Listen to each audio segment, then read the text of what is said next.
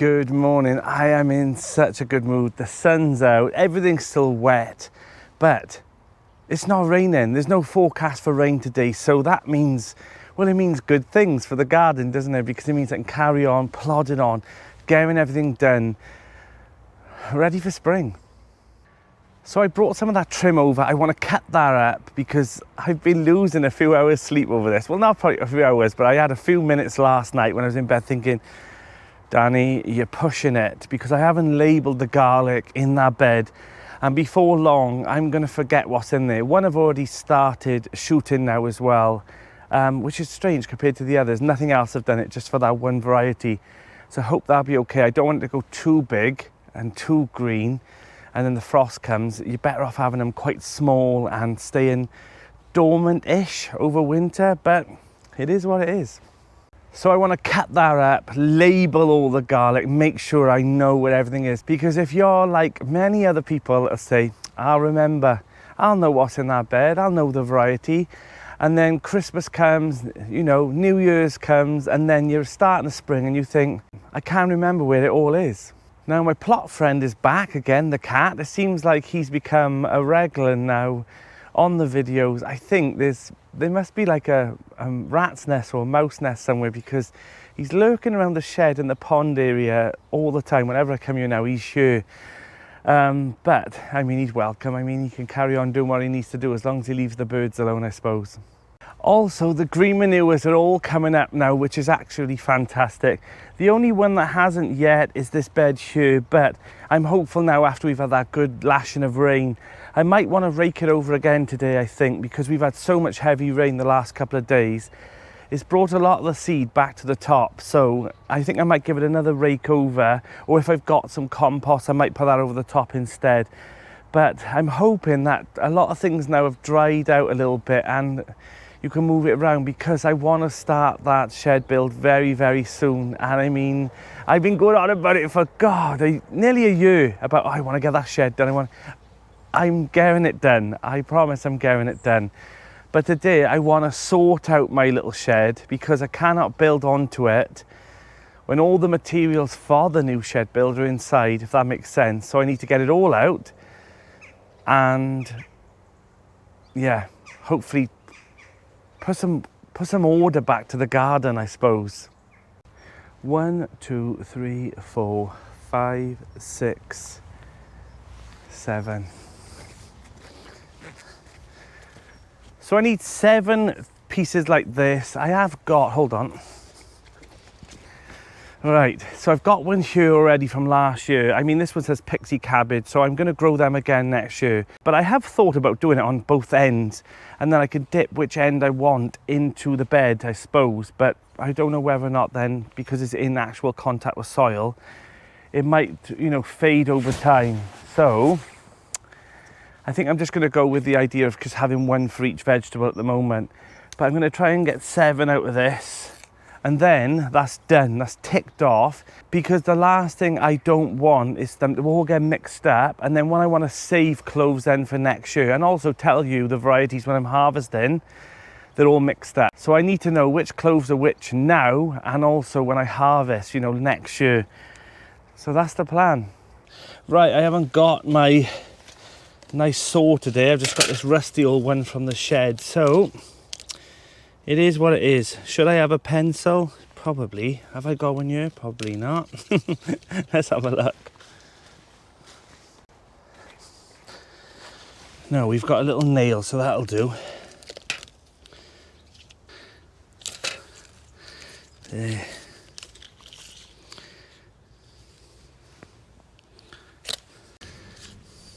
There we are. We needed 7, and we got 7. Perfect.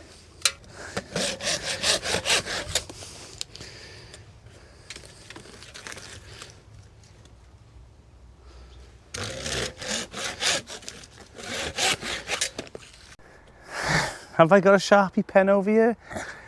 Have I, Al? Typical. So I've been sorting out the shed, and I absolutely jumped a mile in there because a rat, or it was a rat, it was a baby rat, I know it wasn't a mouse. It jumped up and run through one of the little holes. and it's gone now, but I need to sort out that shed more. I'm going over and disinfect it myself now because I've been in there for about an hour or so, and just, you don't realise how messy your sheds get just by pushing some tools in there and whatnot and just throwing things in when you think I'll do that another day. It soon turns into an absolute disaster in this. So I'm halfway through. I'll show you probably the next time I come down the finishing results, and it's just pretty much a potting shed really, but I need that empty, ready for to gut it all out, take the kitchen out area that I've got there, the sink and whatnot, and then start building then the new shed extension part on it. And yeah, I don't know what to say. That's it. That's what I've done, the shed. One of my next jobs as well is to take off all the old putty. Now, most of it will come off quite easy, I think. Okay, it won't. But yeah, I've taken off most of it here, and I'm gonna have to get like a screwdriver or something, like a flat screwdriver, scrape all this off, linseed oil the wooden frames, give them a bit of a sand, and then re-putty them, clean them up, wash them all up, because I mean this is going to come up a treat, I think. And then these can be put into the front of the potting shed. And if you haven't already, make sure you take all your power tools home now. It's that time of year where opportunists will break into your sites, and I hope they don't, but sometimes they do, and they're looking for things like generators, drills, little electrical saws, those type of things, chainsaws. They're not looking for your trowels and your spades. They're not bothered about those things. So take them home. You don't need them now. You don't need them for winter. Bring them over when you do a job and then take them back home. That's my advice. So I did that about a month ago. I took home all the little bits and bobs. Not that I leave much here like that anyway, but I'm mindful not to leave my drill now overnight here and think, oh, I'll use it tomorrow. I'm taking it home and then bringing it back. So I advise you to do the same. Now, it might not look tidy, but I've actually stacked all the potato buckets up the back of the plot now. This area is going to have an absolute heave-ho of a transformation in spring. This area is going to have some raised beds, and I think, and it's going to be turned into more of a growing space. I might even actually buy a cherry tree and put here, and this might be where I espalier. I haven't decided yet because I have got 2 fruit trees here. But this area here has been, it's at the back of the plot. All the buckets were out nice and neat here at the start of spring, and too many rodents came over to this area because it was quite quiet, I think, from the field behind. And it's not a good idea for potatoes, so I'm going to move it to a better place. So yes, we're at that stage now where it's an absolute mess before it gets better. You know, it's that time of year where I'm just causing an absolute carnage on the plot, but every day I come over I know that I'm getting closer and closer to having it ready.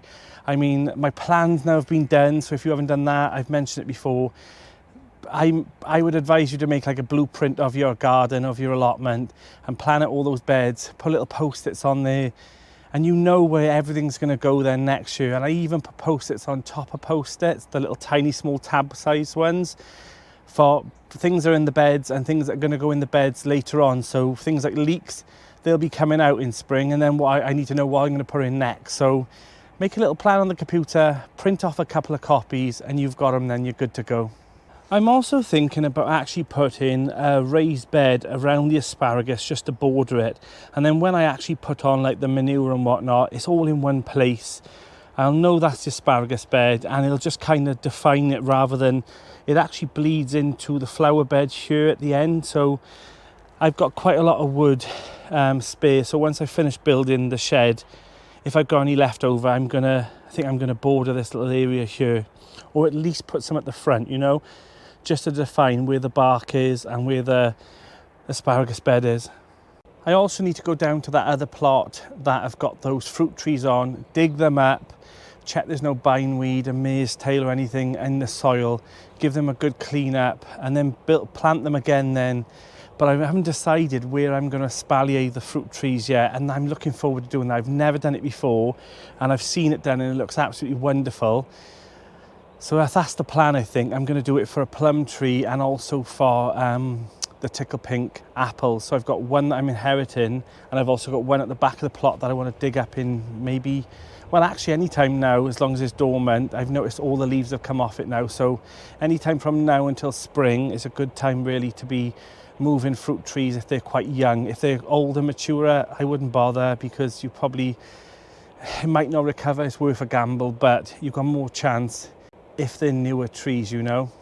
So yes, I am ticking off the jobs. It feels like I'm not, because it still looks quite messy on the plot, because there's metal raised bed chucked on things.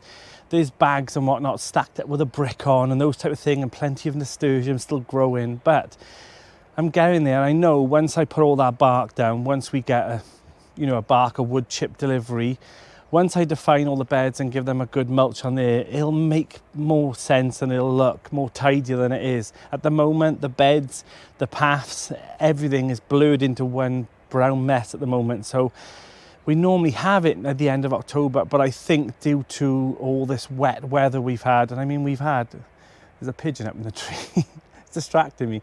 Since we've had like 2 or 3 weeks of rain and only had one day really where it was no rain at all, today, it's been a nightmare. So I think that's what's happened. They're not cutting the trees down and pruning them back so that we get a wood chip, but I'm sure at some point we'll get some. And I'm also thinking about getting a cherry tree. So I had one on my the grapevine plot, and I miss it so much. I miss having fresh cherries in summer. So if you've got a variety of cherry tree that you think would be great in my garden, let me know and pop it in the comments below. And thank you so much for people who have liked and comments recently and helped boost the channel a little bit through these horrible months, and also the people who have hyped the videos. I know some people can't, because it only works, I think, for like Androids at the moment, so they are slowly trickling it out. But thank you so much everyone who has supported the channel the last couple of weeks and forever really, for the last 4 years. But thank you so much recently for helping boost those videos a little bit further.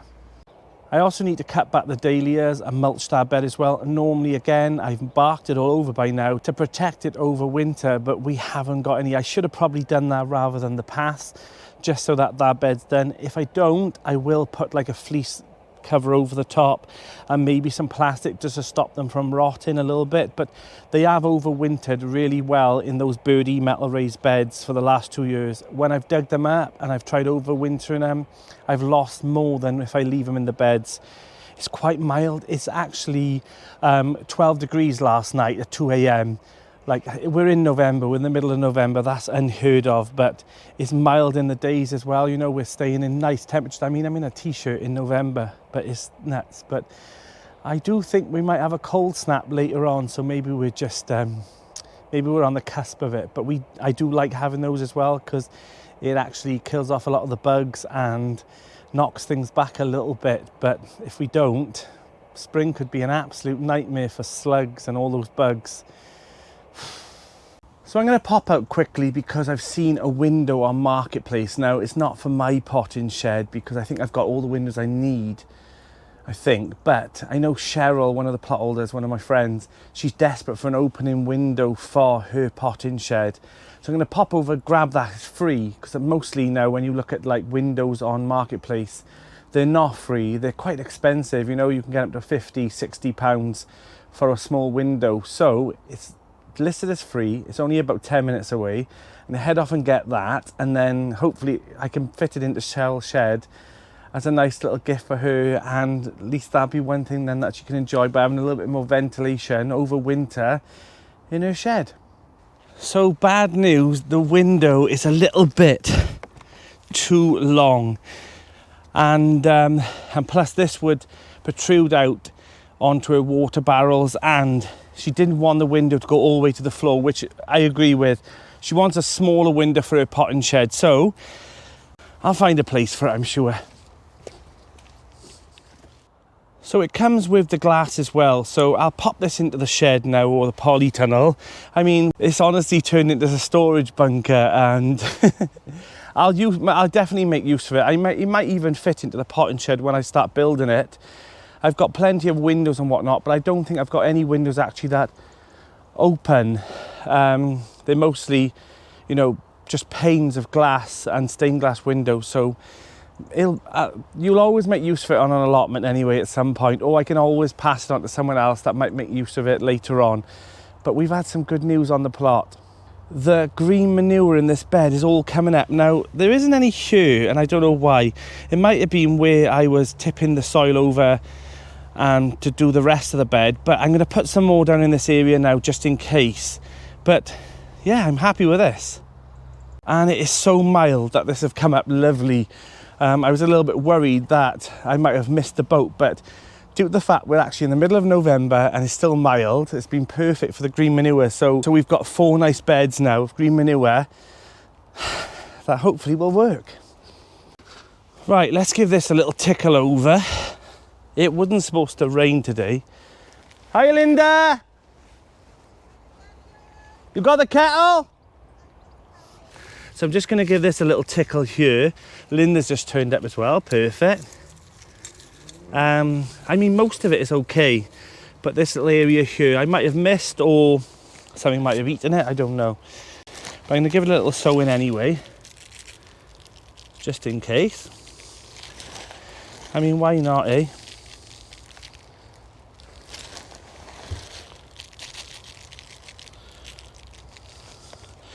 There we go.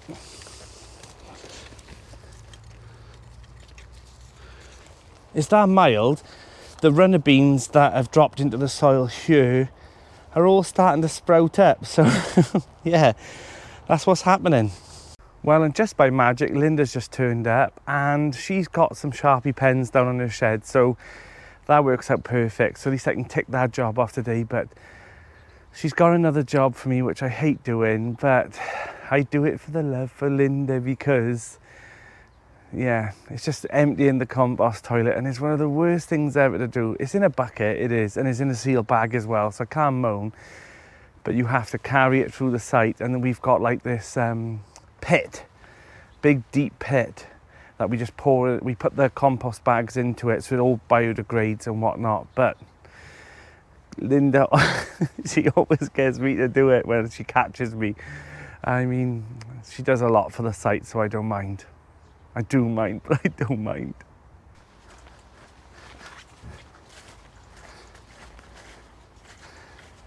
Hi, Doug. Oh, thanks for this, Linda. Oh, you're welcome. Things she gets me to do. Well, I'll mop the floor and you can empty this.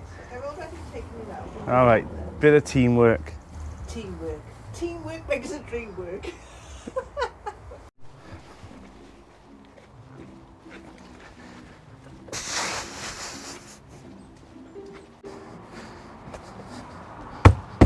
Just in case any rats in there. The pit of doom, honestly, things I do. So yeah, basically it's just like a hatch that we got over there just to cover it. And obviously there's like a little bit of ventilation and whatnot on the side. And you just pop them in the bags, they decompose. Bob's your uncle, is done. And we've got 2 compost toilets on site, one by here and one up the top, which is near me and Linda. So it's quite handy, but it's not for everyone, honestly. But when you need to spend a penny, it can be vital sometimes. And they were actually funded by the lottery grant a few years ago. You can apply for one for your allotment site, and they give you a bit of money and you can buy a compost toilet or something beneficial for your site. And that's what we did. Everything's starting to real die down now. You know, most plot holders have put their onions in or their garlic. But yeah, the whole plots now are looking a little bit tatty for winter, but that's just how it is. So look at this now. There's like these tunnels that are going in, and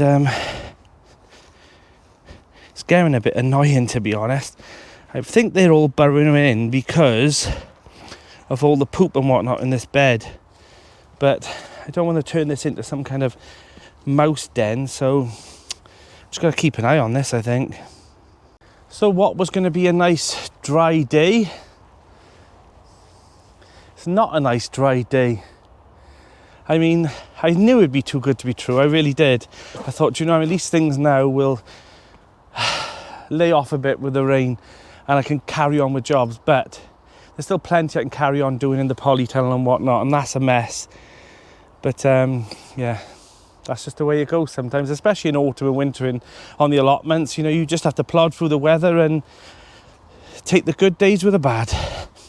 I also need to at some point cut down those bushes and trees on the side of the potting shed, because it's actually covering over the solar panel and it's not charging the battery enough now. And especially in autumn and winter, I'm going to need that light in, especially if I'm going to be doing a lot of work.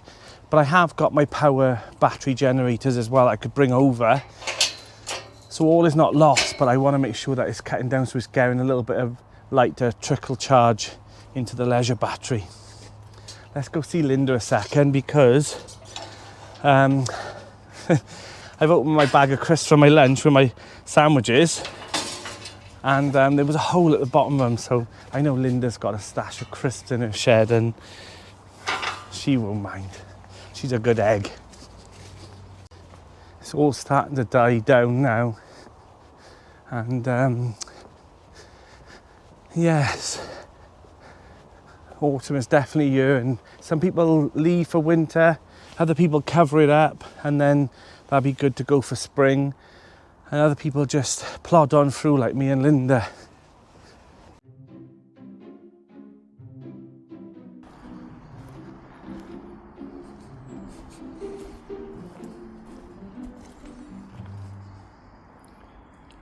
Oi!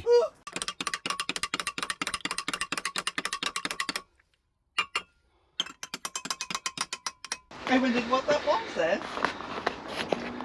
Behind the scenes footage, look, of Linda filming sweet potatoes. We're having a cuppa. Look who's there, it's Danny, and he's just brought a cuppa over. There you are. So you can watch me dig up these sweet potatoes, Danny, okay? Why not? There we are, got a few more here. That looks good. Got your cup on the table then? Oh, it's our first coffee in the polytunnel, Linda. It is, isn't it? Cheers. Cheers. So I just had a cuppa with Linda now, and I'm going to catch some sweet potato slips off here, because her plants were planted after mine and they're still quite viable. So I think we're going to cut some off there. I'll take them home, I'll get some roots on them like Linda's has, and then I'll have sweet potato slips from the original plant. So that's the plan. Oh, I can work out how to get into the thing now as well, can I? Yeah, Into Alcatraz. Locked out of the tunnel I was. Right, so what do I have to do, Lind, with these? Right. So instead of growing them actually on a sweet potato. Right, take them off like that. But when you get home, cut them underneath there, right? Take Under that the node. Yeah, take any little leaves and that off, because that's where the roots will come from. Okay. And put it in a jar or a glass of water on a sunny windowsill. Right. Because they do better on a sunny windowsill than on a, like they're doing on my kitchen windowsill. There's rooting, but the leaves are going a bit more manky. Okay. I haven't got lots of decent ones here now, Danny. Right. I'll just pick the best for you, okay? Okay. Thank Oops, that one snapped. So do you want me to prepare them for you? No, I'll prepare them. Oh, right, okay, sorry. What about this one by you? This one looks like Yeah. There's your bag, look. I haven't dug my sweet potatoes out yet, have you? Now, I've already cut one off here, but... Okay. So if I just chop them off and just take the worst of the leaves off, yeah. you can do the rest. I'll leave that on there. You can take off what you want then, okay? Lovely.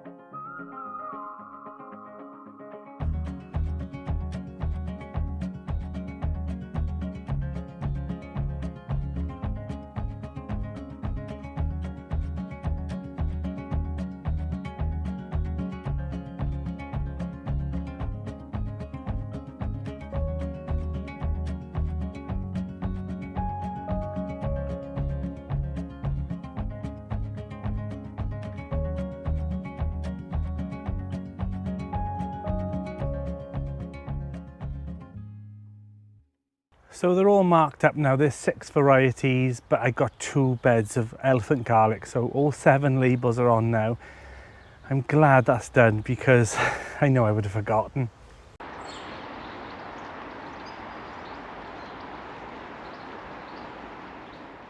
So I think since it's raining outside, it's definitely, I'm going to spend like an hour or two in the polytunnel, I think, and just have a good sort out, because there's just so much chaos and mess.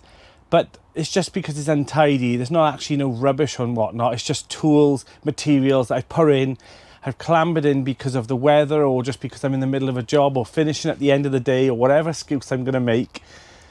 I need to have a little sort out. So the chaos is a little bit more organised. So it still looks a mess, I'm fully aware of that, but the mess is a little bit more organised. So I've put all the staging up now at the back, and I've also put all the wood for the potting shed, and also the battens around the back as well for another project for later on. I've noticed this massive build-up of algae on the side of here, so I'm going to have to clean the polytunnel as well, probably in the next week or so. Just give it a little power wash over. And I can use my Bosch 18 pump to pump the water from the IBC outside, and use one of my power generator to power the power wash. And then I can then just give this a good little tidy over, just to maximise the amount of light in the tunnel over autumn. But if not, I can actually just put some Allguard on and let the rain do its job as well. But I'll give it a little power wash over, I think. But there is a bit more organised in here now. I've put the window in here out of the way. We've got just things everywhere, but it's a bit more tidier. At the back here, I put in the polycarb sheets I made last year into the back here now, because the wind is blowing this way and the rain, and it's actually getting a lot of moisture in the polytunnel.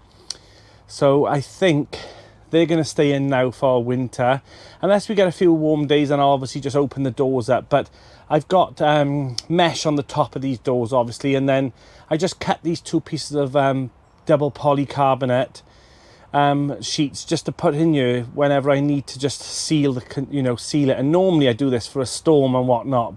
I mean, we're still in double figures, and yeah, we're not really getting those frosty days, so at the moment it's not so bad. So yes, there's a little bit of progress in here. It's still a mess, it still needs a lot of work, but it's getting dark now as well, and I've been doing this for about an hour or so. But there's always plenty of other jobs to do. Whew.